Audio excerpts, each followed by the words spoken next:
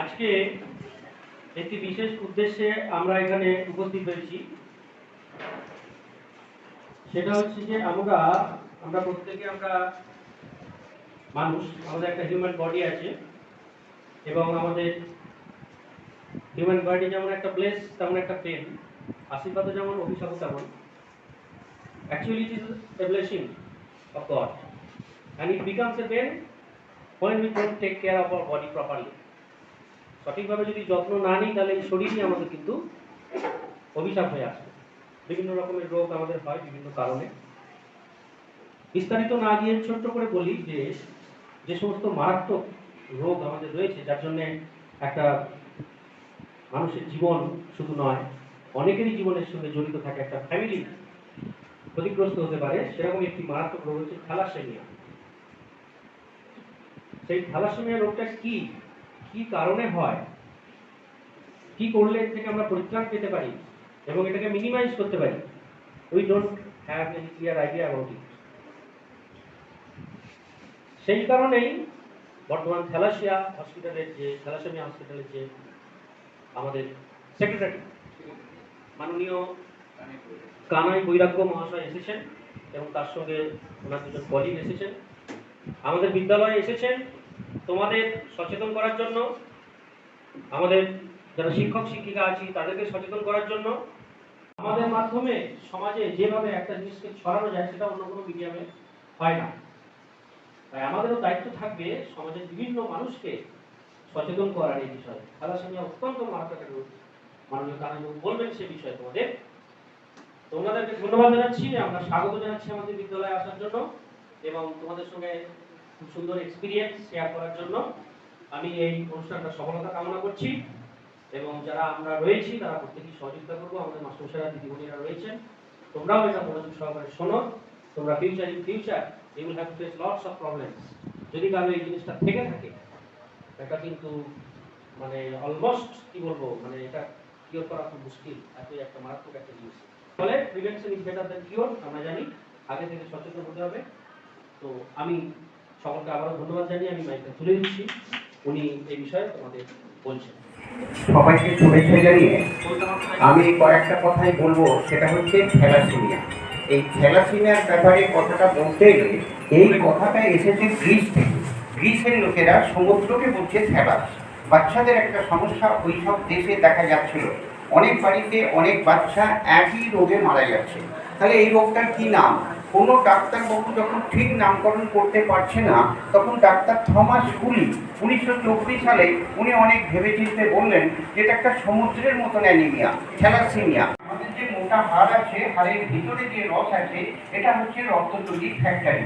এই ফ্যাক্টরিতে ডিফেক্ট আছে বলে থ্যালাসেমিয়া রোগীদের নিজস্ব যে লোহিত কণিকা তৈরি হয় সেটা 15 দিন 20 দিনের মধ্যেই মারা যায়। মানে অসমর্থ লোহিত কণিকা তৈরি হচ্ছে। যত বেশি লোহিত কণিকা দেহের মধ্যে তৈরি হচ্ছে তত বেশি আয়রন ওভারলোড হচ্ছে। মানে লোহিত কণিকা খাবার থেকে আয়রন আর প্রোটিন আমরা পেয়ে যাচ্ছি, যখন এটা রক্তে রূপান্তরিত হচ্ছে তখন হচ্ছে রক্তটা ধ্বংস হয়ে যাচ্ছে, ধ্বংস অবশেষ কি না লোহা, তখন আয়রন হিসাবে জমা পড়ে যাচ্ছে শরীরের আনাচে কানাচে।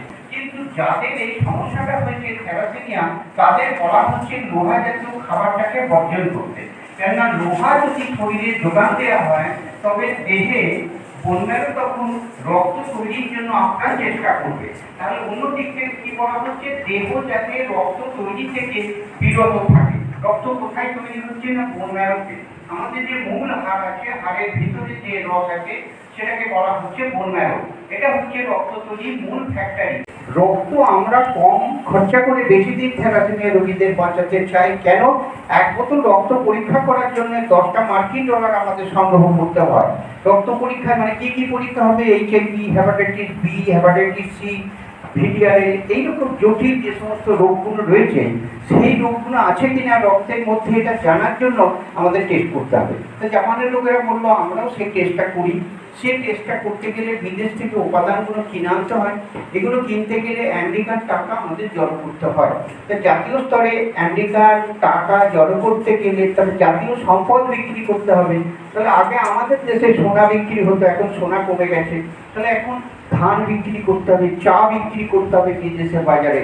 আমরা যদি বাংলাদেশে 2 বস্তা ধান বিক্রি করি, তবে 10টা মার্কিন ডলার আমরা পেয়ে যাবো। পাঞ্জাব থেকে আলু বীজটা কিনে নিয়ে আসছে, এটা একটা অনুমতি আছে, এটা বসাচ্ছে, এটা মাতাচ্ছে। আমাদের এখানে একটা ছেলের সঙ্গে একটা মেয়ে পছন্দ হলো, বিয়ে হয়ে গেল, কিন্তু এই বিবাহটাকে আধুনিকীকরণ করা দরকার। এই যে ম্যাচিংটা, এটাকে একটা চাষ হচ্ছে খুব নীরবে। একসময় 1 ভারতবর্ষে ছিল, এখন 133 কোটি মানুষ আমাদের ভারতবর্ষে রয়েছে। এই ভারতবর্ষের এই সমস্ত মানুষ যাতে নিরাপদ মাতৃত্ব গড়ে তোলা চায়, তার জন্য একটা আমাদের আপ্রাণ চেষ্টা করতে হবে, যাতে করে আমরা থ্যালাসেমিয়ার মতো রোগীদের জন্মটাকে কন্ট্রোল করতে পারি। বর্তমান জেলায়, তার আশেপাশে জেলাতে কাজটা করছি। এখন দেখছি গভর্নমেন্ট পাঠ্যপুস্তকে ক্লাস 10 জুলাইয়ে পড়ানো শুরু করেছে, কিন্তু জুলাইয়ে পড়ালে হবে না, বিস্তারিত পড়াতে হবে, যাতে করে ক্লাস 8 থেকে 12 পর্যন্ত এবং গ্র্যাজুয়েশন লেভেলেও এটা পড়াতে হবে। কেননা মানুষ যাতে নিজের লাইফটা সেভ করার জন্য কীভাবে পরিচালনা করবে জীবনটাকে, সেটা যাতে শিখে নিতে পারে। তার জন্য গভর্নমেন্ট শুধু পাঠ্যপুস্তকে জুলাই দিলে হবে না, যেটা করতে হবে জাতীয় স্তরে একটা আইন করে দিতে হবে। আমি একবার থাইল্যান্ড গিয়েছিলাম ইন্টারন্যাশনাল একটা কনফারেন্সে, তখন 99-এ গিয়েছিলাম। তখন দেখলাম যে গ্রিসের লোকেরা এসে বললো, আমাদের দেশে থ্যালাসেমিয়া রোগীর জন্মটা বন্ধ হয়ে গেছে 10 বছর।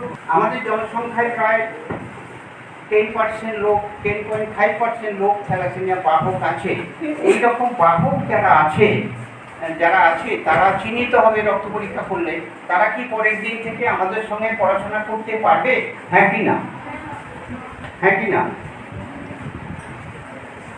যারা রক্ত পরীক্ষা করে থ্যালাসেমিয়া চিহ্নিত হলো, যে থ্যালাসেমিয়া ক্যারিয়ার, তারা কি আমাদের সঙ্গে কাল থেকে পড়াশোনা করতে পারবে? হ্যাঁ কি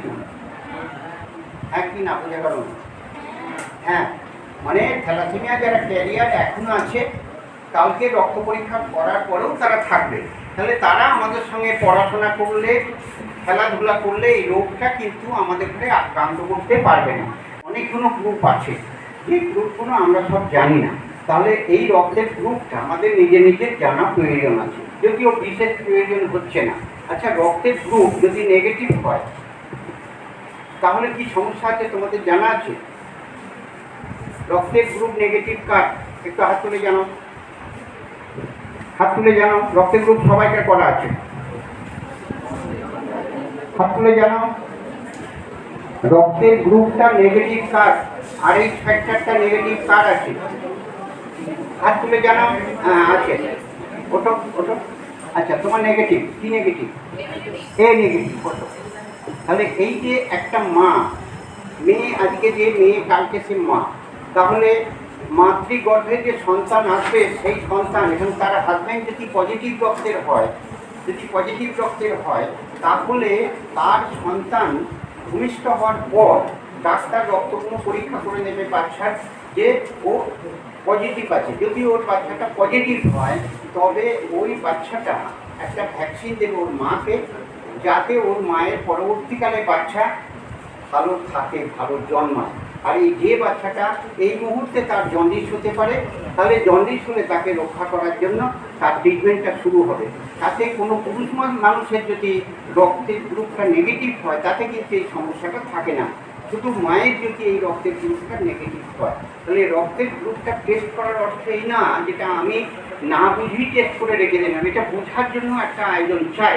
বলে থ্যালাসেমিয়া রোগটা হচ্ছে কেন, তার উত্তর দিতে পারবে?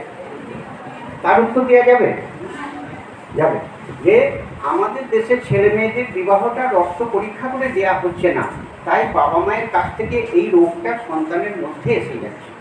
বোঝা গেল? আচ্ছা, কোনো প্রশ্ন করতে পারো, আমি তার উত্তর দেবো। তাছাড়া আজকে যে এখানে সেমিনারটা হলো, তার একটা আমরা ভিডিও করেছি।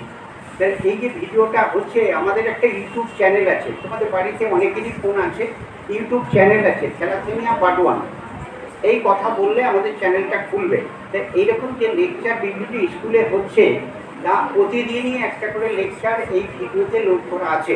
তাহলে থ্যালাসেমিয়া নিয়ে বিস্তারিত যে বক্তব্য আমি বললাম, এটা প্রতিদিন বিভিন্ন জায়গায় বলা হয়।